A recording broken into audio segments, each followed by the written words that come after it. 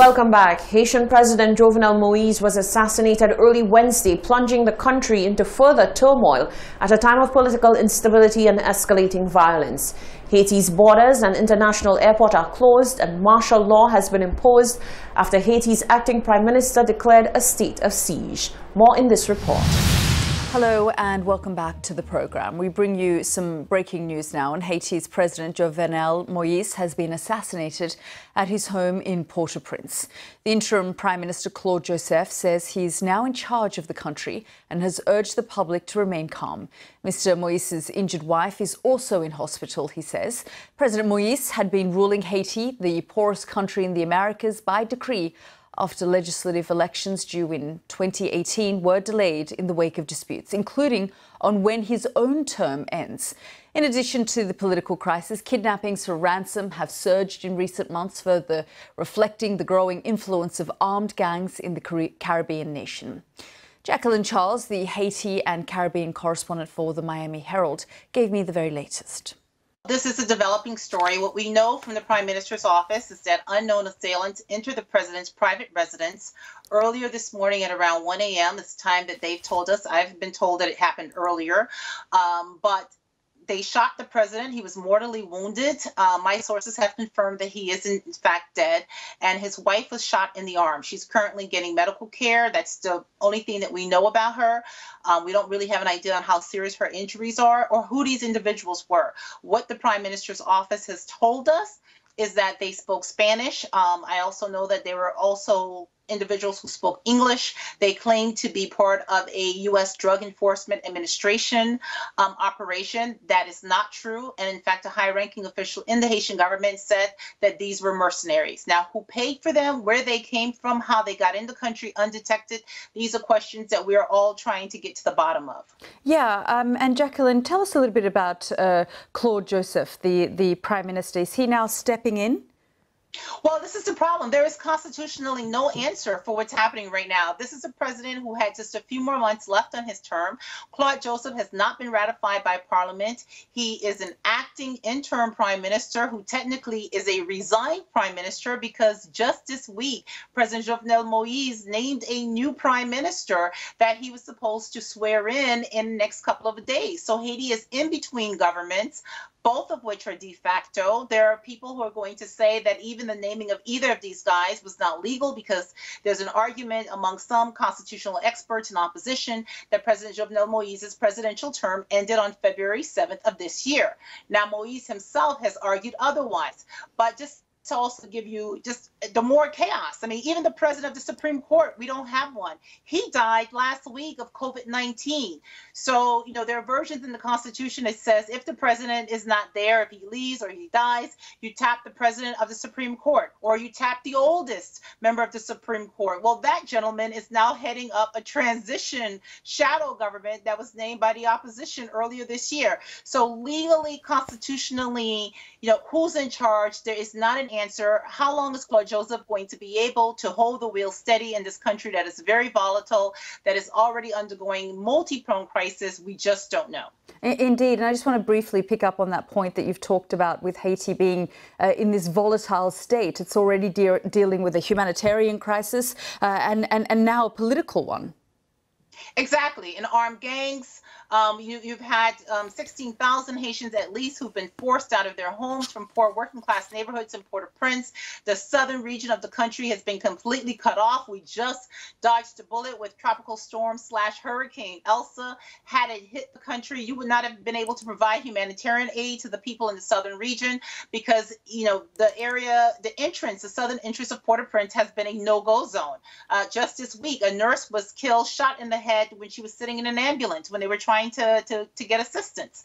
So there's a lot that's facing Haiti, and at the same time, the United States and others in the international community have been pressing for Jovenel Moïse to hold elections. The parliament terms have been way overdue. He himself was ruling by decree since January 20 of last year.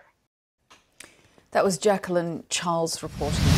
A local entrepreneur is capitalizing on the village tourism initiative spearheaded by government. Having recently opened its doors, Coco St. Lucie is seeking to take full advantage of the expected increase in the number of visitors. Once in operation, the business venture is expected to provide many opportunities for community members, including employment for 25 people. It was a momentous occasion on Thursday, July 1st, 2021, when Coco St. Lucie officially opened its doors to the public. The artisanal chocolate factory located at Belvedere Canneries handcrafts its chocolate nib, bar and truffle to create an inimitable cocoa experience for its patrons. Maria Jackson, operations manager and owner of Coco St. Lucie, has a background in confectionery as a pastry chef. She envisions Coco St. Lucie will amplify the village's tourism product. We offer 4 experiences. They start from a bean to bar orientation tour, and that basically is just a familiarization of the nature of how our chocolate is made, understanding the quality of the product from inception of harvesting to the final packaging and wrapping of the chocolate. A lot of attention is placed into that. So we want our guests to get that sort of understanding of that chocolate process. The other experience we offer is workshops. So the workshop basically is an in-depth, giving our customers or clients an in-depth understanding of how the chocolate is made and actually getting an opportunity to make it themselves. Established in 2015, Coco St. Lucie went from a cottage industry operation to occupying a 200 square foot building consisting of a production wing, retail area, workshop space, and restaurant. When in full operation, the company hopes to employ 25 individuals from the community, contributing to its economic development. Coco St. Lucie also aspires to become one of St. Lucia's leading export brands.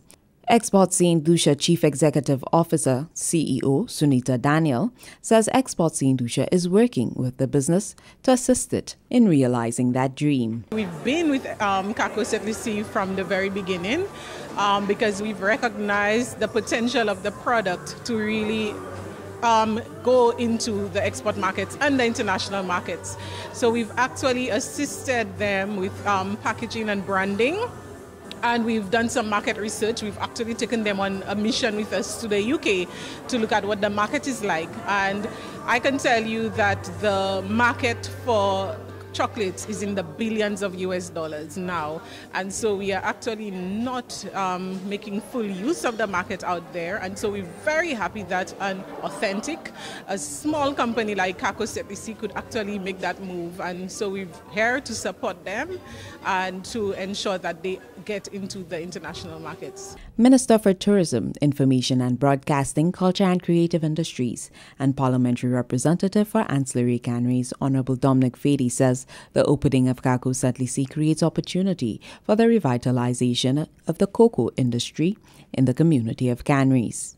Their success is going to help all of our success. It's going to help the cocoa farmers in Soufrière. It's going to help the cocoa farmers in Micoud South and cocoa farmers all over St. Lucia. And I am just so inspired, and I'm sure that so many of you are inspired by this.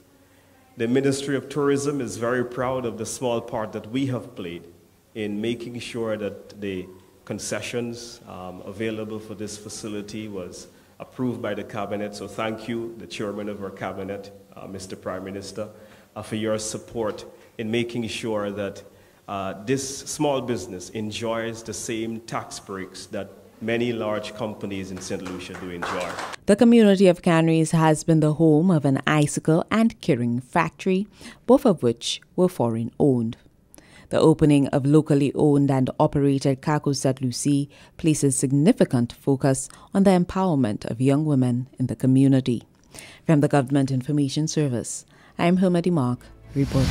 Stay with us. The latest weather report is coming up after the break.